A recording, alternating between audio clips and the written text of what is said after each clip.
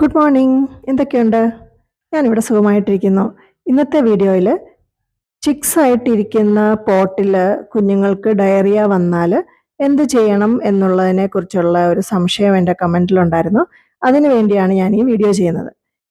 അങ്ങനെ വന്നാൽ നമ്മൾ നമ്മുടെ പിള്ളേരെ നോക്കുന്നതിന് ഞാൻ എൻ്റെ പിള്ളേരെ നോക്കുന്ന അവർക്ക് അസുഖങ്ങളൊന്നും വരാതിരിക്കാൻ വേണ്ടിയുള്ള പ്രിവെൻഷനായിട്ടുള്ള കാര്യങ്ങളാണ് ഞാൻ ആദ്യം ചെയ്യുന്നത്.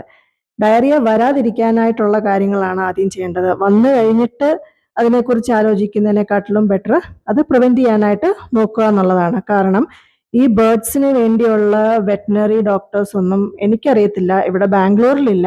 ഈ നാട്ടിലൊക്കെ ഉണ്ടോയെന്ന് എനിക്കറിയത്തില്ല. ഇവിടെ ഞാൻ പല പ്രാവശ്യം എൻ്റെ കോക്കട്ടയിൽ വയ്യാതിരിക്കുന്ന ബേർഡ്സിനെ കൊണ്ട് ഇവിടുത്തെ പല ക്ലിനിക്കുകളിലും ഞാൻ പോയിട്ടുണ്ട്. അവർ എല്ലാവരും എന്നോട് പറഞ്ഞിട്ടുള്ളത് അവർക്ക് ബേർഡ്സിനെ നോക്കാൻ അറിയത്തില്ല എന്നാണ്.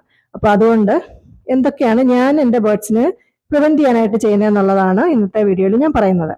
ആദ്യം തന്നെ ഇങ്ങനെ ചിക്സ് പോട്ടിനകത്തിൽ നിറഞ്ഞിരിക്കുമ്പോൾ അവരുടെ വേസ്റ്റ് ഒക്കെ അതിനകത്തിരുന്ന് അതൊക്കെ അവർക്ക് ഡയറിയയും കൂടെ ആയി കഴിയുമ്പോൾ അത് ഫുള്ള് വെറ്റായിട്ട് അവരുടെ സ്കിന്നിലും അവരുടെ കാലയിലും ഫെതേഴ്സിലും ഒക്കെ പറ്റിപ്പിടിച്ച് അവർക്ക് ഇഞ്ചുറീസ് ഉണ്ടാകാൻ സാധ്യതയുണ്ട്. അപ്പം ആദ്യം തന്നെ പോട്ടിൽ നിന്ന് കുഞ്ഞുങ്ങളെ എടുത്ത് മാറ്റി വേറെ പോട്ട് വെച്ച് കുഞ്ഞുങ്ങളെ വാഷ് ചെയ്ത് നന്നായിട്ട് ഡ്രൈ ചെയ്ത് അവരെ തിരിച്ച് പോട്ടിൽ വെക്കാം. അതിൻ്റെ വേണമെങ്കിൽ അതിനകത്തൊരു വുഡ് ഷേവിങ്സും ഇടാം. അത് ഇടയ്ക്കിടയ്ക്ക് നോക്കി ചേഞ്ച് ചെയ്യണമെന്നേ ഉള്ളൂ. പിന്നെ ഈ പിള്ളേരുടെ കുഞ്ഞുങ്ങളും ഒക്കെ ആയിട്ടിരിക്കുന്ന നെറ്റിൽ ഞാൻ സാധാരണ ചെയ്യുന്നത് എന്താണെന്ന് വെച്ചാൽ നീം വാട്ടർ സ്പ്രേ ചെയ്യാറുണ്ട്.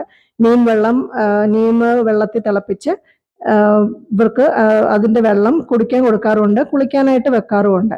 ഇതെല്ലാം നമുക്ക് അസുഖങ്ങളെ പ്രിവെൻറ്റ് ചെയ്യാനായിട്ട് സാധിക്കും. പനീർക്കൂർക്കയുടെ ഇല നല്ലതാണ് കൊടുക്കാനായിട്ട്. അപ്പം ഇങ്ങനെ ഈ അസുഖങ്ങൾ വരാതിരിക്കാനായിട്ട് ഇങ്ങനെയുള്ള കാര്യങ്ങളൊക്കെ ആദ്യമേ ചെയ്യുക. കുടിക്കാൻ കൊടുക്കുന്ന വെള്ളത്തിൻ്റെ പാത്രം, ഫുഡ് കൊടുക്കുന്ന പാത്രം എല്ലാം നന്നായിട്ട് ഡെയിലി വാഷ് ചെയ്യുക.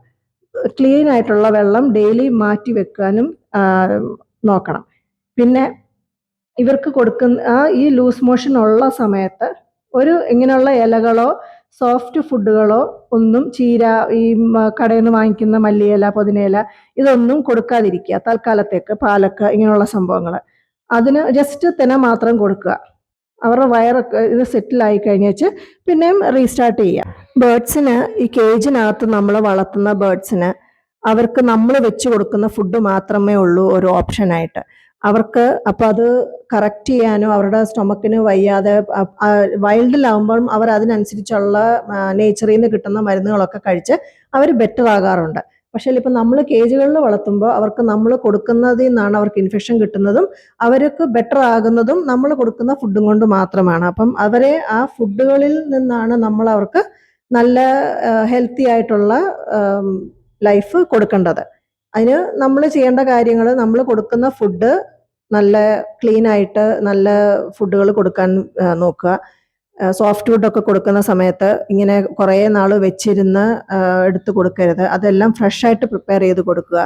ഇപ്പം ഹാൻഡ് ഫീഡ് ചെയ്യുന്ന ആൾക്കാരൊക്കെ ആണെങ്കിൽ ഹാൻഡ് ഫീഡിങ് ഫോർമുല കലക്കി വെച്ച് രാവിലെ കലക്കി വെച്ചിട്ട് പോവുക, അങ്ങനെയൊന്നും ചെയ്യരുത്. ഇതെല്ലാം പിള്ളേർക്ക് അസുഖങ്ങൾ വരുത്തുന്ന കാര്യങ്ങളാണ്. നമ്മൾ കൊടുക്കുന്ന ഫുഡ് അത് കഴിച്ചാണ് ഈ പേരൻസ് അവരുടെ ചിക്സിന് ഫീഡ് ചെയ്യുന്നത്. അപ്പോൾ നമ്മൾ അവർക്ക് നല്ല ഫുഡ് കൊടുത്താൽ അവരത് കൊണ്ട് ചിക്സിന് കൊടുക്കുമ്പോൾ അവർക്ക് ഡയറിയ വരികയില്ല. അതുകൊണ്ടാണ് അത് നമ്മൾ നല്ല ഫുഡ് കൊടുക്കണമെന്ന് പറയുന്നത്. ഈ വീഡിയോ നിങ്ങൾക്ക് ഹെൽപ്ഫുൾ ആയിട്ടുണ്ടെങ്കിൽ ലൈക്ക് ചെയ്യുക, ഷെയർ ചെയ്യുക, സബ്സ്ക്രൈബ് ചെയ്യുക.